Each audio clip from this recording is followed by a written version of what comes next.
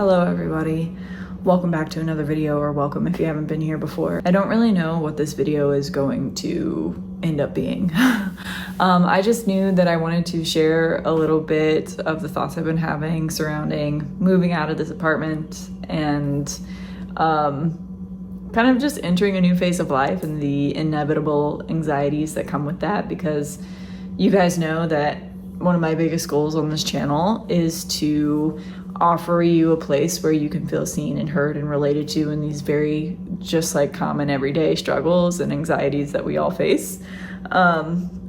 So yeah, I'm moving out of this apartment and I haven't filmed a ton of videos in this apartment or anything, but it is the place where I started my YouTube channel back up. It is the place where I kind of was able to tap back into that creative part of myself after a while of it feeling pretty dormant. And so this apartment is special to me in many ways. I just felt like there were some things I could share surrounding this experience that hopefully would resonate with some people. Anyway, I have been in this apartment for about 2 years. I've lived here alone. This is just a little 600 square foot, 1-bedroom apartment. I've lived here with my cat and my dog. My cat now lives at my mom's house, and my dog isn't here right now. She's over at my boyfriend's, but speaking of my boyfriend, I am going to be moving in with him. So very, very exciting. Obviously, with any major life transition, there are just fears and anxieties and that come with it, that gets all wrapped up in the excitement that's happening at the same time. And so as I go through packing up, I just wanted to chat a little bit about some things.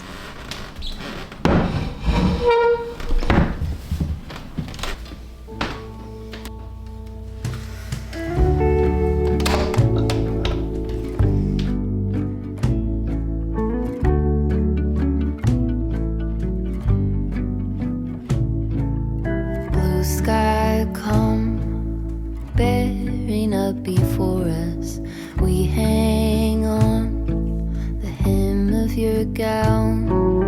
Blue sky come, promise not to leave us, tarry not to our town. There's a darkness. One of the biggest things for me when it comes to relationships is trusting them. Like, not just trusting my partner, but trusting that a good situation actually can just be a good situation, and there's not some hidden terrible thing around the corner that's about to pop out and ruin everything. That's been just one of my biggest challenges generally as an adult, is trusting my own happiness and my own joy, and allowing myself to fully enjoy it. I've never been in the position of moving in with a partner before. I've never lived with a partner before. And I just kind of started to realize that like I didn't really have very many thoughts or really strict standards about how I wanted it to look, or what I thought were the biggest indicators for success for it. I almost felt like that meant that I wasn't ready, or that meant that like I was somehow not yet allowed to follow my instincts to move forward with the decision and move toward that thing that I really wanted. I don't really subscribe to any super strict, hard and fast rules when it comes to relationships. Like, I think everybody is different, every relationship is different, and my biggest goal with relationships has always just been to be able to know myself enough and have enough emotional maturity to be able to discern when I'm in a healthy situation and when I'm not in a healthy situation. And I feel like after several years of figuring all that out, many years of figuring all that out, like I feel like I have that ability now. What it always comes down to for me is being able to sit with the anxiety long enough to rationalize it, long enough to watch it dissolve, and long enough to come to the place where I can get back in touch with my true thoughts on the situation, not my thoughts that are totally catastrophizing everything. My absolute biggest fear was moving in with each other out of place of convenience, or moving in with each other and it resulting in us ending up in this comfortable routine where we stop working toward our goals as individuals and as a couple. I had always thought, like I said, I'd never had anything super strict in my mind that I knew I wanted to stick to or anything like that. But I always did have the thought that, like, well, when I do get to the place of moving in with someone, we'll probably be engaged or close to it. And again, what I began to realize was, like, it's not the label of engagement that is important to me or that I was looking for. It was the level of mutual commitment and security that comes with that. And feeling like if we're going to be intertwining our lives in this way and combining our lives in this way, like, I need that sense of security. And so we both already understood that, like, yes, you're the person I want to marry, but, you know, if I'm moving in with you, I do expect there to be a proposal in the next 6 months to a year-ish. Like, I want to be moving in that direction and I want to be accomplishing those milestones. And then, of course, another thing with moving in together for me is always, like, what is my space going to be like? Is my home still going to feel like my home and my sanctuary as well as his?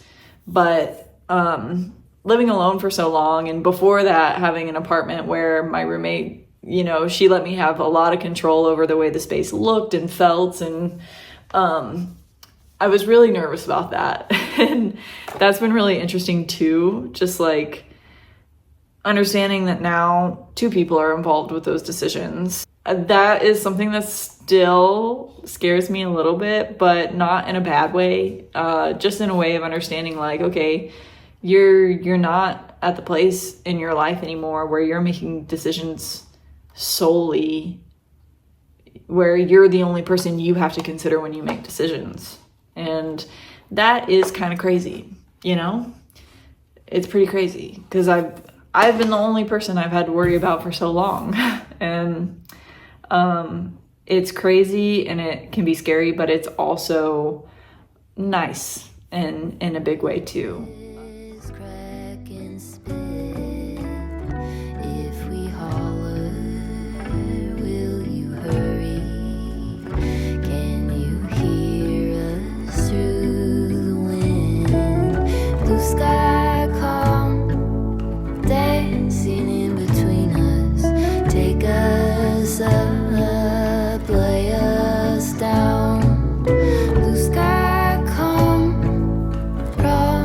Not to leave us, tarry not to our town.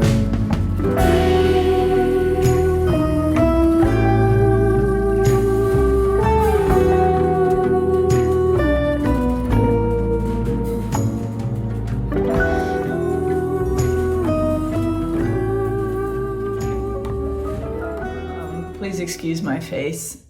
I don't know how much you can tell, but I just got my wisdom teeth out a couple of days ago, and I've been looking very swollen. It is a few days later. Today is a Saturday, and my goal this weekend is to really, like, finish up this process. The thoughts I've been having today that I wanted to chat about really have centered on living alone. I have lived alone for the last 4 years. I feel very fortunate to have had some time to live alone. I do think it taught me a ton about myself. I do think that it was a good experience, and just by happenstance, me moving out and living alone did coincide with some pretty serious hardships in my life that did require a lot of retreats after losing my brother. Because it was so much to process, I did not feel connected to the outside world. I felt like I literally could not relate to my own reality. Or not my own reality, I could not relate to the parts of my life that felt normal. I really benefited from having a space that was all my own, that I could retreat into. And of course I had friends and people at the time that I wasn't constantly isolated or anything, but just having the space where I knew that it was fully my own and I had control, it was literally the one place in my life where I felt that was really important, and living alone did give that to me. Even with all that being said, even with the fact that I am a huge introvert and I am very particular about my space and my alone time, I will not be a person who tells you that everybody should experience living alone. I actually don't think that's true. I really don't think it's for everyone. And like I said, like living alone is becoming less and less feasible, especially if you're living in a major city. I happen to live in the Midwest in a mid-sized city, so I've been able to afford it. And when I was in Sweden, I essentially lived in a dorm room, so I was able to afford that as well. I don't think it's something to be romanticized. I think that there is value in the independence that can come with it, and the feeling of growth that you get from investing in your own space and time, and kind of having to be your own best friend sometimes, because even if you're a person who's really extroverted and really good about maintaining your community, I don't think there's a single person that won't run into a feeling of isolation while living alone. I just don't think that it's possible, honestly, unless you are just a person that is literally never ever home and is constantly has friends that they're able to tap into all the time. And I think the reality is that, like, for most of us, that's not our reality. For most of us, like, it's harder and harder to make friends and find community as an adult after college. And when I was living with my best friend throughout college, I like regularly look back on that as like the best time of my life, just having her there as this built-in person that I could do things with and grocery shop with and have and share mundanity with. I think that's really what we need as humans so badly. If you're living alone and you're struggling with it, coming from an extremely introverted person that loved most parts of living alone, I feel you, and I like understand it can be very difficult. And if you feel like it's something you should be romanticizing or you should be excited about or grateful for, like it's okay to recognize the parts of it that are hard, because it is hard, and I don't actually think it's a very natural thing for humans to do. I think, like, biologically we really want to have other people around us. Even for me as a really introverted person, the more I've grown into adulthood, the more I've been able to recognize that. I feel like I have a lisp, and I feel like I'm like spitting things a lot as I'm talking because of my the wounds in my mouth. So living alone has been interesting. It's been simultaneously the most difficult time in my life and some of the most formative years of my life. I think what it's taught me more than anything is that community actually is very important. And that's coming from somebody who I have regularly convinced myself that I can do everything on my own and I need nobody to help me with anything. And that I don't even need anybody to fulfill me socially. And that has been one of the most humbling things of my adult life so far. I need people, and everybody needs people. And it's taught me a lot about friendship as well, because moving back here after grad school, being in Sweden and making really close friends there, and then kind of having to restart making friends here and being in a really difficult toxic relationship as well. I've come to understand that, like, there are so many different types of friends that you have, and there's so many different types of social fulfillment that you can seek. Like, for instance, staying in contact with my friends from Sweden was an important thing for me in those first few months, and I got a lot of social fulfillment from video and phone calls, and that was most of it.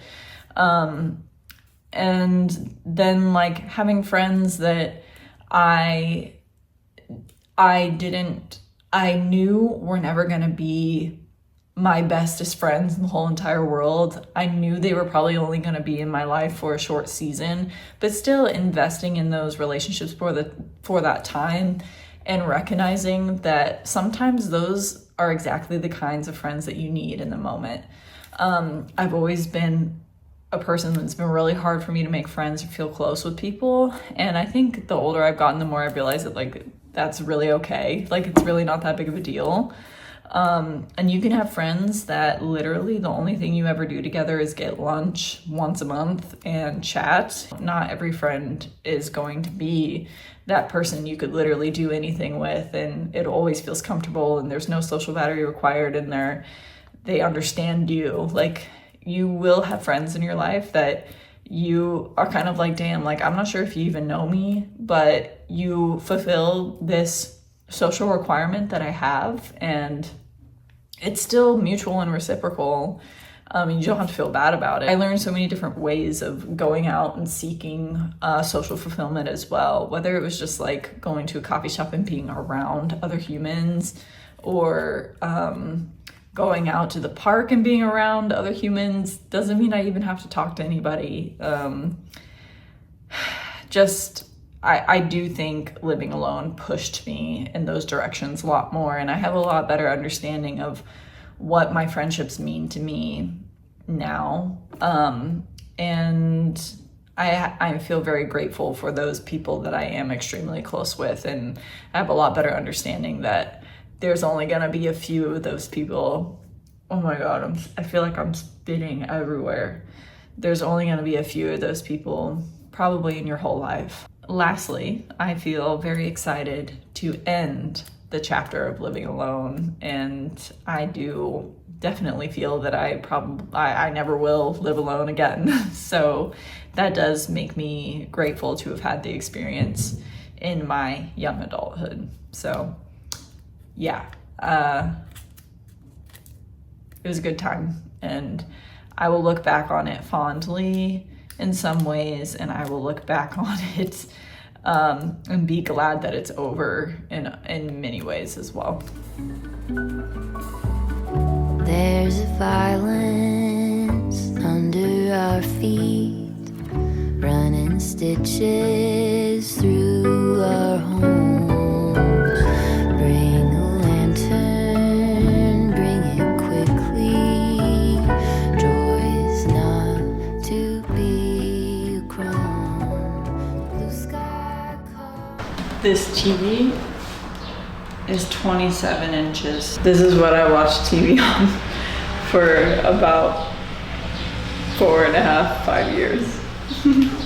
I've been thinking about how to kind of wrap up my thoughts about this whole process. Really, just the main thing I can say is, as I reflect on the 2 short years that I lived here, it is amazing and crazy how much of a different person I am now than I was at 23 when I first moved in here. And I think that's one of those cliches about your 20s that is so true, that change really happens in a very concentrated way. Just the way that being thrust into adulthood kind of forces you to grow and get more in touch with yourself is very true. And I think living here alone, coming back from Sweden and just kind of figuring things out, so many of those changes happened while I was here, and I feel really grateful to this place. I also just want to say, like, I've talked about this a little bit on my channel before, but there were definitely times in life, especially in the last like 4-ish years, where I genuinely lost sight of things getting better. Like, I genuinely just really was questioning, was very doubtful that I would ever feel the way that I feel now, which is just like happy and fulfilled and more in touch with the present moment of my life than I ever have been. And yeah, I just ultimately want to say, like, if you're at a place in your life, especially if you're in like your 20s, your early 20s, that's what I can really relate to, where you just, you feel like it may never get better. I know everyone says this, but it does, and keep going. I just feel grateful, and you guys are a part of that. I really cannot express like how thankful I am for the kindness, support, and encouragement that I've experienced just posting these videos. Like, obviously this audience is very small, but you guys are small but mighty, because like I genuinely, I can feel just the care and compassion that you put into your words for those of you that, you know, interact with these videos. And I hope you can feel just a little bit of that coming back through to you. And I'll have a lot of fun stuff coming up as I transition into this kind of new part of my life. And I will definitely be bringing my camera along for as much as I can. The last thing I need to do is clean up in this apartment, so let's go do that. And then we can officially say goodbye.